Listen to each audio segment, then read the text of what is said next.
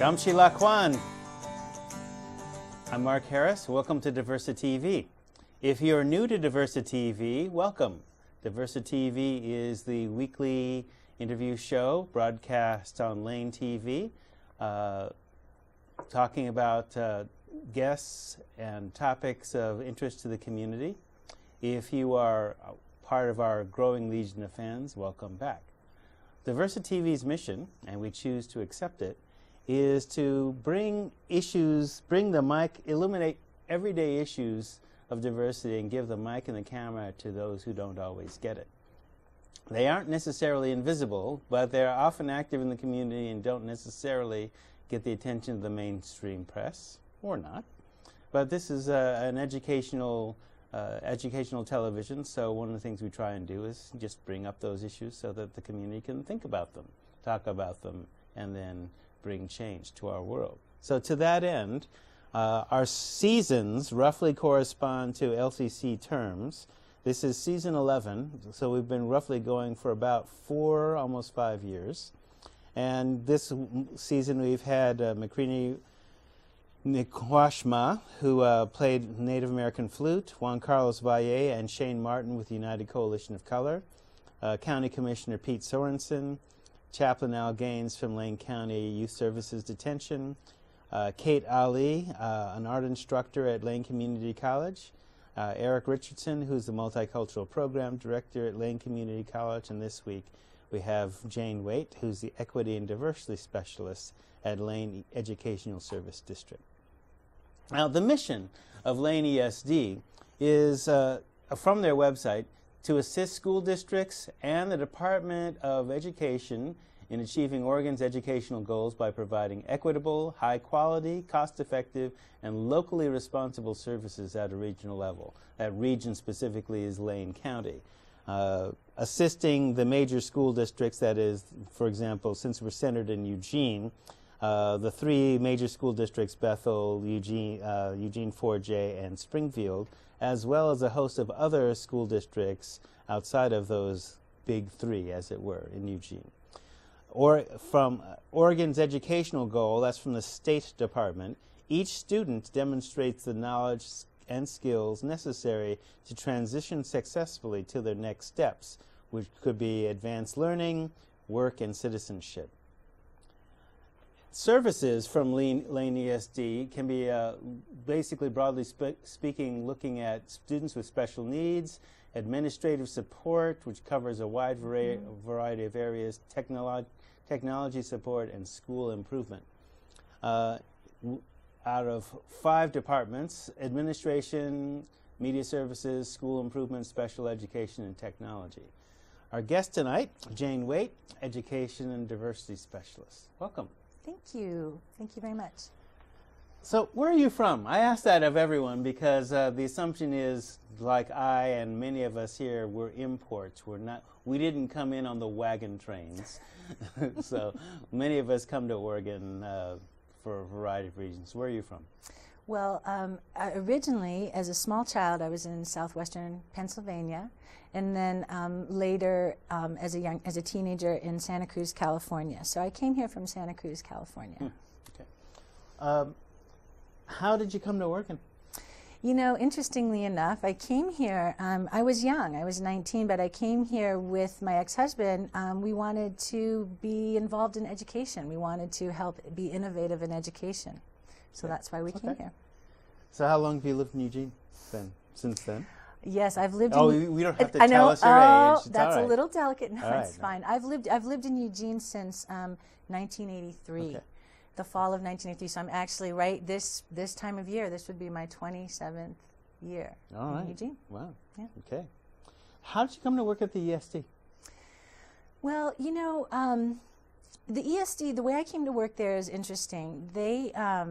They asked me to come in and work there to do a position of helping run the Teaching Resource Center, and which is providing media and other resources to support teachers, and also helping to facilitate the textbook adoptions for Lane County. Right. But I was brought in there. I was asked to apply by leadership there that also knew that my work, what I've been doing up until that point, a lot of what I've been doing was independent work in educational equity. Okay. And so they knew that that was something that I was very involved in and had knowledge and was already actively working in. And they also knew that it was important to bring that into Lane ESD. There was no structure to bring that in to any ESD. There's no position like equity and diversity, you know, until, well, I'll get to that in a minute. But so when I came in, it was to do this certain work, but it was also with an eye of knowing that I was bringing an equity lens, if you will, to that work. Okay.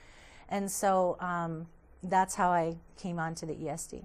So, for example, to pick apart a couple of the points that you brought up. So, you mean to say that our textbooks that are in schools don't just come from Texas and California, and that when you talk about textbook adoption, yeah. You know, as an example, I teach ethnic studies, right? Correct. Mm-hmm. So most people have been raised on what we in ethnic studies refer to as the Columbus narrative, right? Columbus discovered, 1492, Columbus sailed the ocean blue. And most of those things don't really speak to our experience as Americans, Right. who are not, even if you translate that to Oregon, then, the whole pioneer thing. Mm-hmm. So if you were here before the pioneers, you're not in the curriculum. That's right. At all. Well, so textbook adoptions, not just Texas and California, there are other things to supplement that. So. Well, you bring up a few interesting points. Textbook adoptions are heavily influenced here in Oregon and everywhere in the United States by Texas, California, New York, Florida, Illinois. Those are the highest population states, and publishing companies do publish. They do publish to make money. Right. They and are profit books. companies, right. Yeah. and they want to. Their goal is to make as many sales as they possibly can, and those are the highest states. As we know, Texas is one of the biggest, and they have very strict. There's historical issues in Texas around holistic perspectives in textbooks. Like not having them? I don't mean to run down Texas, but yes, and in fact, some folks may have heard it. Some folks are familiar with a fairly well-known book at this time done by a professor, James Lowen. He's a professor at the University of Vermont, and called "Lies My Teacher Told Me." But that came out of it's about textbooks and the actual misinformation that exists in textbooks, and that came out of a lawsuit, in Texas and in the South around them wanting to exclude certain things. The Texas Board of Education said, this isn't okay, that isn't okay, and they went through lawsuits. At any rate, and I'm going to try to keep this succinct, but in the textbook adoption world, there are many names that we look at the publishing companies under. There's Macmillan McGraw-Hill, Pearson Prentice Hall, and so on and so forth. In reality, at this point, all of those names are bundled under two corporations. Mm. So textbook has gotten very narrow. It's very expensive for companies to go through the textbook adoption process in any state. You have to provide a lot of free materials. You have to jump through a lot of hoops. If you're a small company, it's hard to achieve those on any scale without lots of sales first. It's the catch-22. So Oregon has a process where the state chooses. They have state standards that are very close. We're working on aligning those with the national standards at each level. Teams are brought in, Oregon teachers, they choose, textbook companies are asked to submit materials based that they believe will meet the criteria that Oregon sets, which are standards-based. But again, it's the ability to even apply to that process that excludes many smaller companies. But when you ask about, how does it, so in Oregon, they do adopt a selection of textbooks at the state level, and those are called state-adopted textbooks. But those are not the only textbooks that schools are allowed to use. Schools are allowed to use any textbook for basal curriculum that meets the same criteria that the team have set out from Oregon Department of Education. So if you can prove that any curriculum that you would choose meets those same criteria, and you can show that and your school board will approve it, then it's done. It's called independent adoption. And more districts are moving towards that. That's one of the things we helped at the ESD. So that's one of the ways, is helping districts to understand you don't have to just choose from this narrow. If your instructional goals are not being met by these criteria and you need something more in addition to these criteria, you can go and look elsewhere. And for instance, Eugene did that in the social studies adoption. They looked at the choices and they said, we have higher instructional goals than this in terms of equity. These social studies books are not meeting our standards. So they went and I helped them look for curriculum that met the state criteria, but also met their higher standards for equity, and they adopted that. Okay. All right. So in terms of being an equity specialist, then, yes. Are you? How many of them are you? How many are there in the state, for example? In terms of now? Specifically, there are quite a few of the larger districts now that do have equity specialists embedded within their systems, meaning staff specifically hired and their job description is specific to educational equity. Yeah. So if the school district itself is big enough correct. to support one. Yeah. For instance, Tigard Tualatin, Portland Public Schools. Yeah. Bethel has someone in that position. Eugene 4J has someone in that position. In terms of at an educational service district in Oregon, of which I believe there are 20 at this point, I am the only one. I am the only equity specialist in the state, outside of a school district yeah. in the state of Oregon. Okay. Yeah. Okay. All right.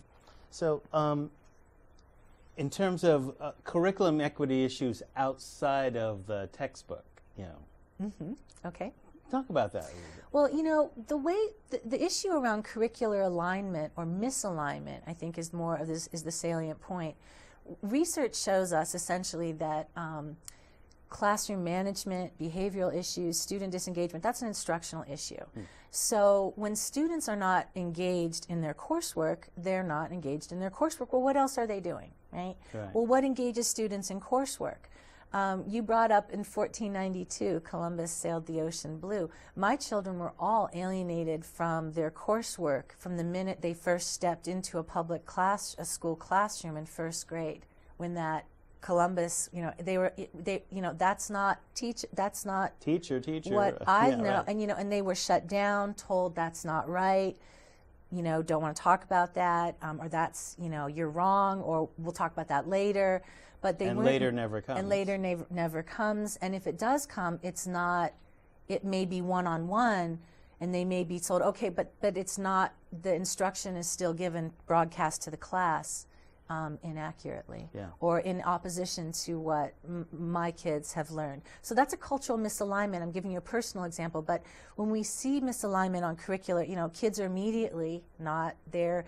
And the more that happens, the more you don't see yourself represented, the more you see yourself represented in a way that's in opposition to what you've been taught by your home training or by your cultural or your community learning, the more you become alienated from the classroom and from learning in that setting.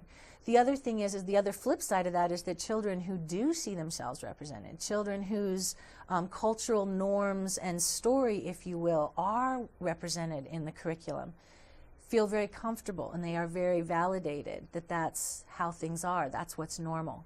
So the path to success in that situation is very what we call dominant culture. It's that mainstream, if you're in, and so children outside of that are left to feel either they have to change the way that they're relating to the coursework and literally leave parts of their identity and parts of themselves at the classroom or at the school door. In order to be successful, they have to do what we call code switch into another value system, because the value system represented in the curriculum is not their value system. Right, and they don't have a place in it. They don't have a place in it. So, for example, that disengagement comes if teacher looks like me, but even if teacher doesn't look like me, but does say, look, it doesn't matter, like I got into my field partially because a Hungarian biology teacher said it doesn't matter that you don't know of any black marine biologists, because I was enamored with Flipper, right, and I wanted to study dolphins, right? Okay. And so she encouraged that.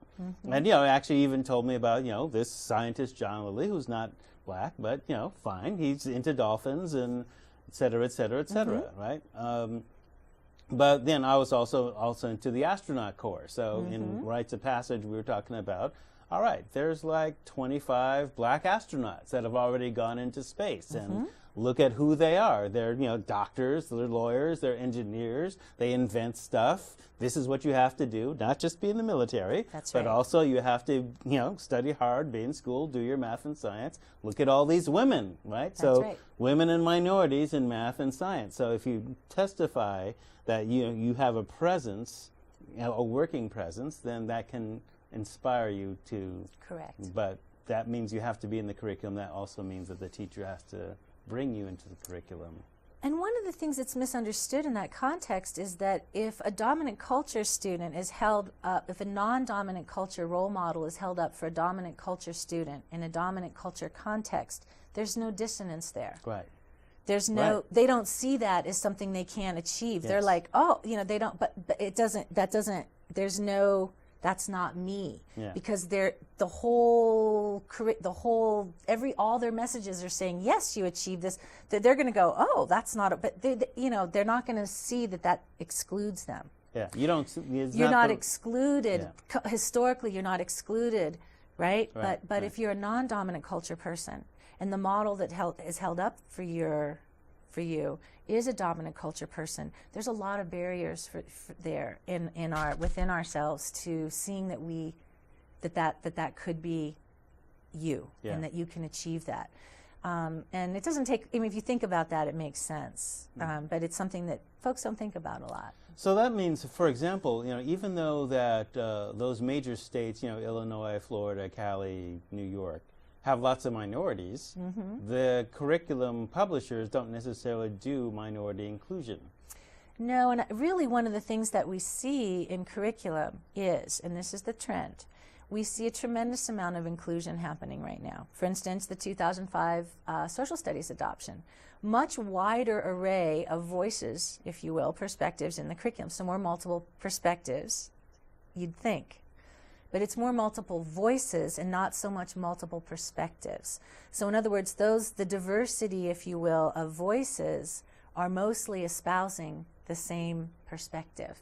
So, and the same old myths are still represented. In other words, you don't see an accurate representation of who Thomas Jefferson was in the context of his times. You don't see an accurate representation of the First Continental Congress. You don't see accurate representation, these kinds of things. They're still the same myths, if you will. So it's again, very damaging.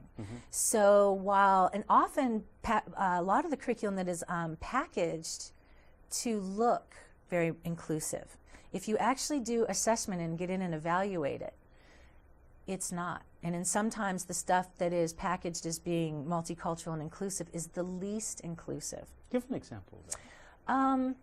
I'm thinking of what's immediately popping into my head is an AP text that I did an evaluation for. But again, I'm trying to remember the name of it. I guess I probably shouldn't say, but it was, this is the definitive multicultural edition of American history, of AP American history. And when we got in and looked, and it was all the nice artwork, and it looked, you gave it a quick flip through, and it said, but really when you got in there and looked, the perspectives being espoused were very, very, very traditional, if you will. They had there were not any, it was dominant culture, conquerors, winners, same perspective again, no holistic understanding, no opportunities to critically think about these situations. It was that this is the way it is. And that's one of the differences, again, in curriculum. It's like curriculum shouldn't be telling students this is the way it is. It should be giving students opportunities to discover and to uncover and to do, critical thinking, free inquiry, these kinds of things. And so that's what we want to see in curriculum. Yeah. As you were talking, what comes to mind in terms of, in the absence of curriculum to the contrary, what students do, and I find this at the level that I teach at in community college, students take movie representations, even cartoon representations as fact. Absolutely. What do you mean? She wasn't in love with John Smith, Pocahontas? No. Squanto wasn't a hero? No. You know, Pirates of the Caribbean, you know, I mean, like, wait, no, this is, okay, this is not reality. This is, you know, why don't you like Amistad? Well, because of the portrayals of John Quincy Adams. You know, Spielberg lied. Adams was fervently against slavery, and he basically denounced, you know, et cetera, et cetera, et cetera, right? And so he was an amazing man. Yeah, and you know, so you know, one of the questions, you know, on the recent final one midterm was, okay, name the first country to eliminate slavery and have a black president. That's Mexico. Yep, of course. Right. So I'm sure that wasn't in your AP text, right? Nope. As an example. Yeah. Exactly. So it's like, right, when, you know, so John Quincy Adams says, yeah, we went to war with Mexico to preserve slavery. And you know, I have to say that's a great example, because that's what I'm talking about the stories being told. You're hearing, you know, so the you know, cute, you know, in Amistad's story, the Africans are given voice. Yes. Okay. Somewhat. Yes. Somewhat. Yeah. But in the movie, failing to represent John Quincy Adams as the amazing man that he was not white supremacist as of his. He was incredibly visionary. Yeah. And skipping that is an incredible disservice to show all people the diversity of and the ability to hold different values and to grow and change, and that anyway, just not really showing the whole story. And it's just a huge, it's not right. Yeah. And it's not just, another piece is that it's not right for everybody. Many people assume that, you know, diversity of values, or what we call multicultural education, is only for students or people of color or of non-dominant culture. And it's critical for all of us. We really all need to understand our shared history. We need to understand it holistically. So it's really... And in terms of inclusive, I mean, this is DiversiTV, so I mean, we don't just do ethnicity. So, you know, there's sexual diversity, sexual orientation, there's, you know, gays in the military. Have you heard of Alexander? You know, women in the military. Have you heard of Harriet Tubman? Who freed more slaves in one military, where she was the military commander, than in her entire years in the Underground Railroad. But you know, and again, there's a story. You know, but how many people know Harriet Tubman had to carry a loaded pistol with her to keep the people who she was guiding to freedom with her and quiet and from not, you know what I mean? That's another piece of it. And it's like, oh, but that, you know, so, but that's a valuable piece of understanding the context of the times. And, you know, when I talk with publishers, you know, and they say, this is the reason I've heard very often from publishers about why they don't include whole stories. Kids aren't ready for that information. Yeah. And, you know, just enough said there. You know, one of the things one of the things that is something that is one of the foundations of my work, is that I really ask educators to consider another theoretical framework for education, if you will, and it's community building. In other words, we're instructing students 100% of the time to build community, whether we intend to or not in schools. That is a primary function of what children are learning in schools, is how to get along and how to build community with each other. And what does math instruction look like if we keep that in mind, that our intention is to teach the children to teach the students to build community. Right. And you know, so it sounds very, you know, but you know, it's really applicable, and it really does shift the question. You know. Well, it's not pie in the sky. I mean, you're talking about math instruction. So, I mean, all right. So, for example, Bob Moses. All right. So, for those of you out in the audience who don't know who Bob was or is, he's still alive. He was a SNCC organizer, Student Nonviolent Coordinating Committee, who was also a Harvard-trained mathematician. And his thing, the Algebra Project, is algebra is a civil rights issue. That is to say, if you don't get algebra in middle school, you don't go to college. And guess who decides who goes to college? And guess who decides who gets math in middle school? So, I mean, the whole tracking system starts, you know, as we found out in movies in, like, let's say, Waiting for Superman. I don't know if you saw that, but... Well, it's a critical part of civil rights enforcement in schools is making certain that the courses are equitable, that people have access to them equitably. So there's laws to actually enforce this? Oh, absolutely. Okay. Absolutely. And in fact, equity through civil rights enforcement is a huge issue. And we know, and some folks may have seen, but we know nationally that civil rights complaints have skyrocketed in the last few years. In Oregon, I believe in 2009-10, although it may be 08-09, I can't recall right now, but civil rights complaints went up over 260% in that 1 year.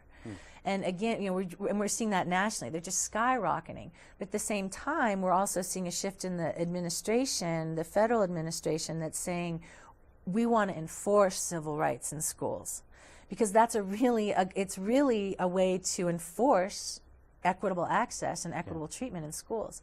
And so yes, that is a critical component of civil rights enforcement, is making certain that students have access to making sure that there's not a disproportional representation of white students in algebra in 8th grade.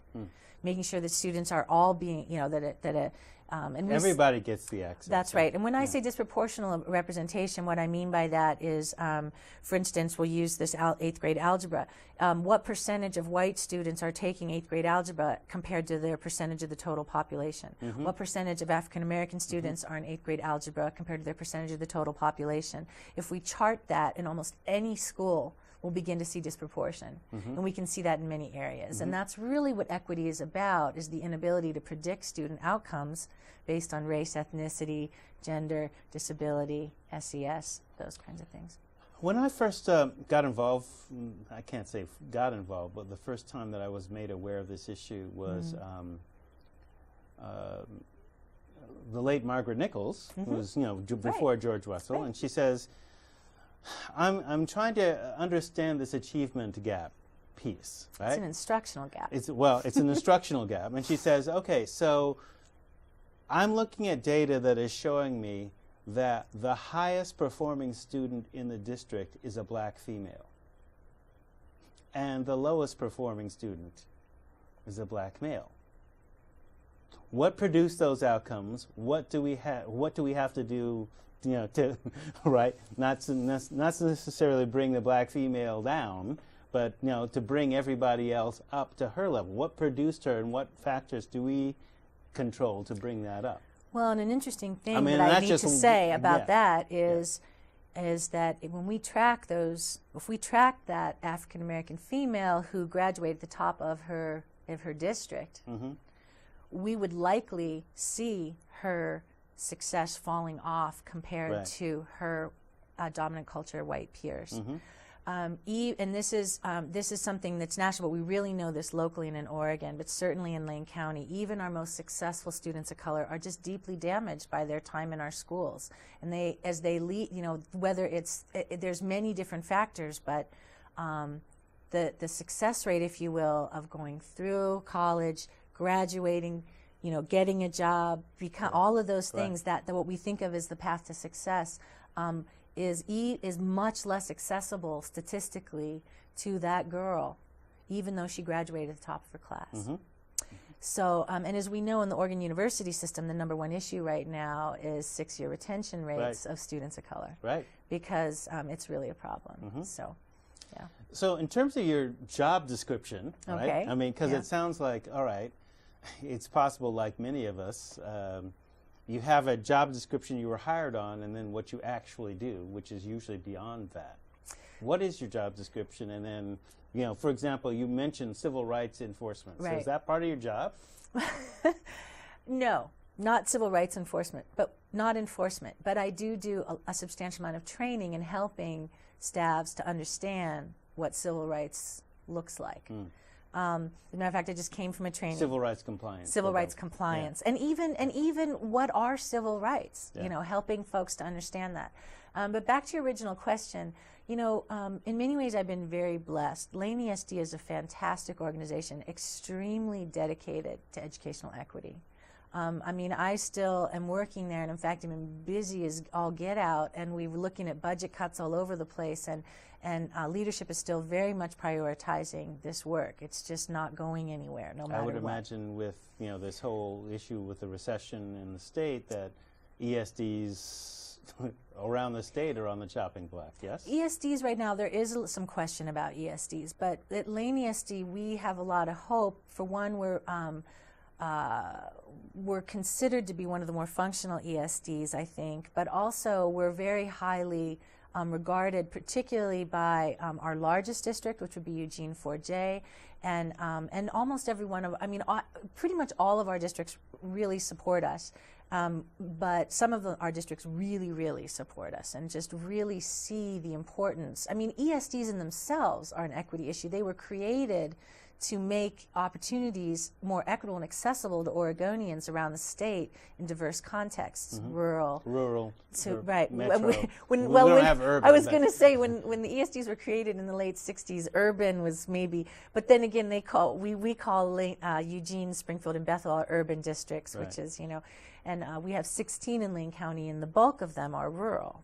And it is important to note that the way ESDs are designed, just the size of a district doesn't give them more power necessarily to get services from an ESD. They have more money, but there's a whole formula about how our decisions are made, so that it doesn't necessarily weight the larger as opposed to the smaller. Again, it's set up for equity. So it sounds like... Oh, you asked me, I'm sorry, Yeah, I didn't answer the job description question. And so as I talked about how I kind of segued, after I've been doing textbook adoption and running the Teaching Resource Center for several years, they asked me if I would actually consider doing just the textbook adoptions half-time and then taking on becoming they wanted to create equity and diversity specialist. Would I be willing to do that half-time?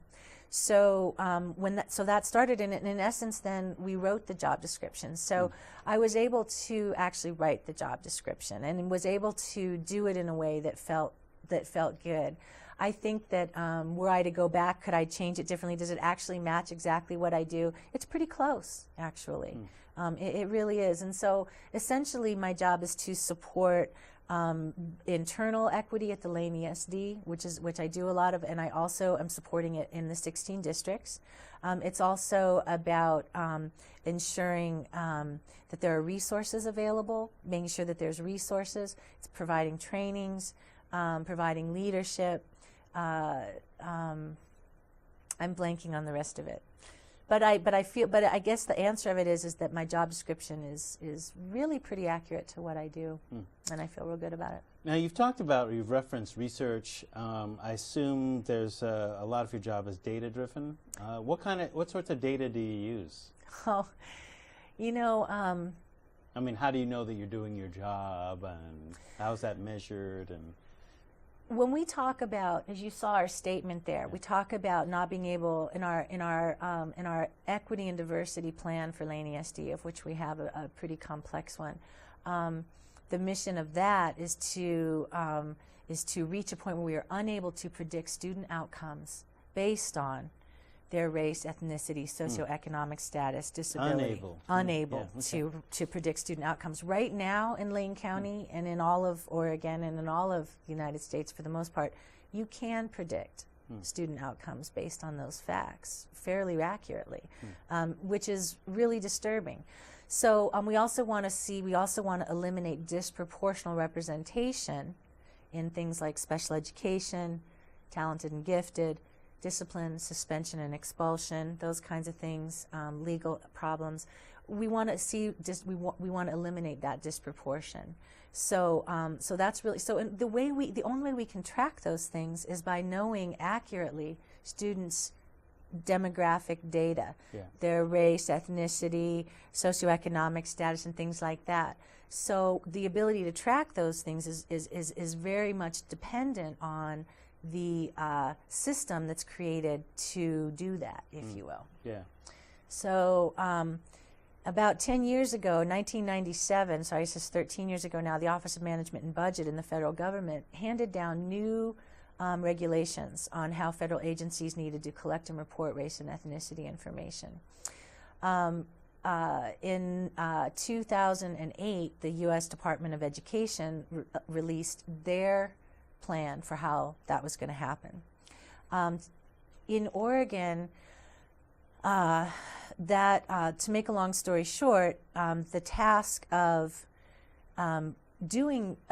creating the information, the assistance manual, if you will, for districts on how to do that, ended up falling onto Lane ESD and the leadership there in equity, which was myself and our Superintendent Equity Advisory Committee, which consists of equity education professionals like Dr. Emilio Hernandez, Assistant Vice President and former at the University of Oregon in Office of Institutional Equity and Diversity, the district equity folks, Carmen Urbina from 4J, Remy Calalang from Bethel, yeah. Anyway, those kinds right. of folks. Terrell Ross, Dr. Terrell Ross from the Oregon State University Community of Diversity, those kinds of folks. And we put forth immediately when we saw this concerns to the Oregon Department of Ed about the system. And so, long story short, we decided that we really wanted to write a manual to help mitigate the impacts. The reason I'm talking about this is that it's a huge issue. Some certain things have changed. The way that students report their data, it's a self-reported ethnicity. Self-reported. Yeah. And again, I'm using terms race, ethnicity. I want to be clear that these are not my terms. These are the terms that are used in the system. OMB in the system. Right. Yeah. There is no biological, anthropological basis for race. Yeah. We know that. The federal government knows that. They're clear on that. Nonetheless, the entire system is based on this concept that doesn't exist called race. So as I use these terms, please know they're not mine. But as students self-report this information, that's their identity. Yeah. And that's how they're tracked in the system. So previously, students were allowed to report in the basic categories, but they were also given a decline to report option. So if they didn't want to report, they could decline. And many folks also had a multi-racial category that folks could self-choose. And all identification was done by self-reporting. Some of the significant ways that has changed now is that, first of all, everyone is asked a question, are you Latino? Yes, no. And everyone needs to answer that question. Right there's problems. Most of the people that Americans think of as Latino do not call themselves Latino. Right. They may not see themselves that way. There's huge issues around that. So that in and of itself is problematic. But the deeper problem is that then there's a second question that everyone has to answer, which says, please choose one or more race. Right. Of the federal 5, probably, right? And it's only the federal 5, which are white, African American, Native American, Alaska Native, Asian, and now they've created a new one of Native Hawaiian Pacific Islander. Okay. So they've separated Asian from Pacific Islander and put Native Hawaiian and Pacific Islander into a category, and that makes sense culturally. However, they've removed declined. No one is allowed to decline. They've removed multiracial as a self-reported option.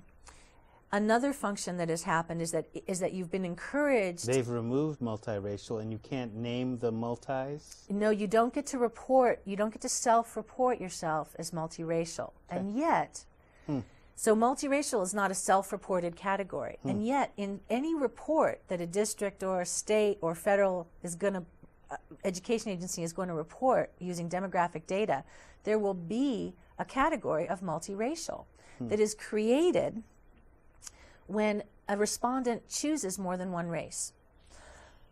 Excuse me. So what that means is that if you have an Indian grandmother, which many people do, especially African Americans, if you choose to put that down on to mark that, which the instructions encourage you to do, you are then uploaded into the system as multiracial only. Right. You are no longer African American. You are no longer Native. You are not Native American. You are multiracial only. So it's kind of like an electronic darky tent. So what I mean by that, historically what the darky tent is, all right? Many slaves escaped into Indian country. Absolutely. So they're adopted by the tribe, and they become fully fledged tribal members, et cetera, except generally in the 5 civilized tribes, so to speak, right? And when natives were being rounded up and then cataloged by Mr. Dawes, if your mom was Native and your dad was black, or vice versa, but you looked black, the white folks would send you to the darky tent, and then you'd be entered on the freedmen rolls, and then bureaucratically, all trace of your native blood disappeared. Gone. And you're black. Right? So now, all right, all trace of your ethnicity is in this new category, multiracial, and based on observer identification. Yes, which right. I'd like to mention is something else that was brought back in 2008. So the piece in terms of the issue of, race doesn't exist, but disparities happen based on what you look like. That's right. If you basically picture as non-white, and that's where part of the disproportionality comes in that we've been talking about. So, and one of the reasons for bringing you on the show is basically this whole issue, because part of the show's themes this season has been looking at juvenile justice and disproportionality. So I looked on the website at ESD, and basically one of the issues was around truancy. Oh, yeah. And truant officers, right? And so, since everybody's mandated to be in school, right, some folks may get noticed, and certainly we've talked about the browning of detention, right? So those kids still have the right to be educated, and I think it's the ESD that does part of that delivery, right? But talk about truancy as an issue. This is just a big issue, and it's a big equity issue. I brought up disproportionate representation and discipline, suspension, expulsions, and things like that, or even just referrals, okay? Again, these instructional gaps, but when we talk, which people call achievement gaps, they're instructional gaps. The gap is in the services that the students are receiving, not in their capacities. Right. Yeah. So when we talk about behavior issues, when we talk about disruptions in class, when we talk about students who are acting out or behaving poorly, they're doing it because they're not engaged in their education. Essentially, classroom management is an instructional issue. Discipline is an instructional issue. So what we find, and this is not opinion, this is very research-based. We've got lots of folks researching this. Russ Skiba, Dr. Rob Horner at the U of O, Pedro Noguero, lots of folks looking at this. So this is a very evidence-based concept that tells us that when students are engaged in their curriculum, they're not causing a problem. So that curricular misalignment, which is largely cultural, causes certain students to be less engaged, and da-da-da-da-da. So we see just, and the issue when we look at juvenile justice is that we're serving the same clients. The juvenile justice system in Lane County is serving the same people that the K through 12 education system. We are the same. They're our same clients. Same client, right. So, we're intimately connected. Also, the way students get into juvenile detention is about how they're referred. They're referred there either directly from their schools or through law enforcement. So there's issues of equity there. Truancy, brought up truancy. Students don't want to be in school. Why is that? Well, they're being harassed. They're not relating to their curriculum. These are real issues. I work with hundreds of educators in any given period of months. I say over and over and over again in trainings and in presentations, I don't believe that any student comes to school and does not want to learn. And no one, I've said, does anyone think can anyone tell me a student who does not want to learn at all when they come to school? Nobody. Because no matter how much, teachers, educators have an educator heart. They're in education because they want to be helping students learn. And so nobody can say that any student does not, students come to school, they want to learn. So it's our job to engage them. If we're not engaging them, then that's our responsibility to do it. It's not anybody, it's not anything else. That's our responsibility. So truancy is a huge issue because if students are alienated and the more dissonance they experience, the harder it is to be in school. The other piece is the bias or the assumptions that school may make and how truancy is handled with different students. So one thing you hear a lot about, for instance, Latino or African American or Native American students or families is, Well, their parents don't come, they don't come to the PTA, they don't come to parent conferences, we never see them at the school, they don't care. So there's a lack of acknowledgement of that historical alienation. You know, I'm an education professional. When I got my parent hat on and I'm walking into my child's school, I'm in some way reliving the trauma of my own experiences in school, okay? I'm thinking about the issues and trauma that my child is experiencing as a parent. I'm not coming into it with my professional hat on, and it's different, and I feel less secure. I have never been to a PTO meeting. And that's not because I don't value my kids' education. It's because I've never felt welcome in a PTO situation. It never felt like the right place to put my energy in. I felt like there was too much dissonance with the other parents. So, you know, these are the kinds, so what that leads to is an administrator's got a child not in school. Do they call the parent? Do they send the truancy officer to the home to try to see what's going on, or do they assume doesn't matter, and do they just refer them right into? So those are the kinds of things that we really, you know, we really want to try to help educate and help dig down and really help people to think. And we all have bias, Mark, and this is the thing that I really want to say, is that as we talk about these kinds of inequities, the intent is almost, it's never, hardly ever malignant. So in other words, people's intent, when we talk about these things that happen that cause inequities as a direct result of a decision someone may make, the intent of that decision that that educator's making is almost always really positive.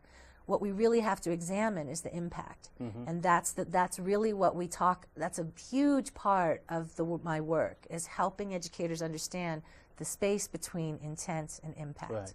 Because that's really where that instructional gap... And that comes out of civil rights case law, right? Absolutely. Your intent is irrelevant. It's the impact or the effect. Well, case law, it comes out of psychiatry, it comes out of research, it comes out of curriculum and educational statistics, how we follow students through. So there's just a myriad of ways that is backed up through research. Where do you think, since you're writing the job description, and which means to some degree you're at the cutting edge, because if you're like one of the only ones, well, you are, so I don't want to use the pioneer metaphor, Thanks. but trailblazer, I don't know if I like that. Well, I'm kind of a jock, so I like the basketball thing. All right. Where do you see this going? Where should it go? What would you like to do that you're not being able to do? You know, assume a perfect world. One of my big picture goals is to help show, to create enough success and to create enough measurable change in these outcomes for students that that other ESDs in the state recognize the critical capacity of having an equity specialist at an ESD as opposed to in a district. I have really a lot more leeway working with districts sometimes than people embedded within those districts. There's just things, and it's the consortium piece. It's that, and again, I'm one professional being paid one salary, one all of that, and I'm shared with 16 districts. Yeah. So that's you could be spread too thin in one sense. Well, that's true, and yet, I mean, it's a start, though. Yeah, right. You know, and for a lot of districts, that may be enough. Yeah. You see, for a larger district may need both internal and external support. I'm the external support. You know, a district that has a lot of increasing diversity or is just large may need that. But a lot of our smaller districts, they still need the support regardless of how diverse they are. They still need these concepts, and they know it, and they're still working towards it. But the inability they can't even have a speech pathologist. How are they going to have an equity specialist? Right. So one of our bigger picture goals, and I really say our because I really am part of a large team at the ESD, so I really don't feel me is inappropriate. The ESD leadership, the superintendent's cabinet and so forth, really carries equity forth at the ESD. So when I say our vision, I really do mean that. Really would be to help understand the model for service delivery in equity and diversity. It really is very well tailored to the ESD model. So we'd really like to see that. We'd also really like to see that same capacity at the state level. There's a tremendous amount of work that comes through the Oregon Department of Education that for equity staff in districts, or for myself, we look at it and go, oh, why did they do this? Or what about this? Or what about that? And the race ethnicity data collection would be a point in case. And they don't have equity staff at Oregon Department of Ed because they don't have the funds for that either. Right. And so they don't have that ability. Ironically. Well, and again, but it's a choice. It's a choice. Who has funds for anything? There's and it's about what's important. You could make the case in reverse. All right? You absolutely could. So, for example, I mean, when you talk about rural districts, all right, where stereotypically the diversity is going to be in terms of working class white. Okay, so there's a lot of diversity there, but that is a potential workforce that is going to be trained for a multinational workforce, in which case it's not going to be rural working class white, it's going to be corporate, multicultural, multi-ethnic. Well, how are you going to have those folks be dealing with, and how are you going to educate that workforce to deal with that international reality? That's exactly right. And not only that, but even if they stay in Oak Ridge or they stay in Mapleton or they stay, the world, those communities are changing. Right. So even if they're just going to really still stay, even if that old time context that we're used to, where people can grow up in a small community and stay there and provide their own sustenance, which is getting harder and harder, it's still going to be a diverse world that they're living in. And you're right, the global community is in everyone's home, in everyone's lap at this point. So, yeah. What would you like to leave us with?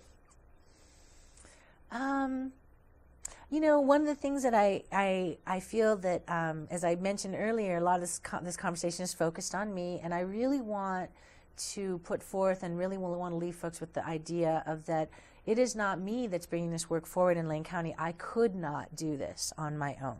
No one could. And that what really is making the difference is the shift in leadership of understanding what it really means and why this is important to everybody. So we, in our internal equity team at the ESD and our cabinet, I am no longer the person bringing forth these issues across the board. It's the other leaders are bringing it up. Everyone, the different departments, and so it's very exciting. It's very exciting, and I think that I really want folks to understand that it's not something that an individual. And equity is embedded in everything. It's not something you do over here. It's something that you do. It's across the board. Touches everything. All right. And it's important for everybody.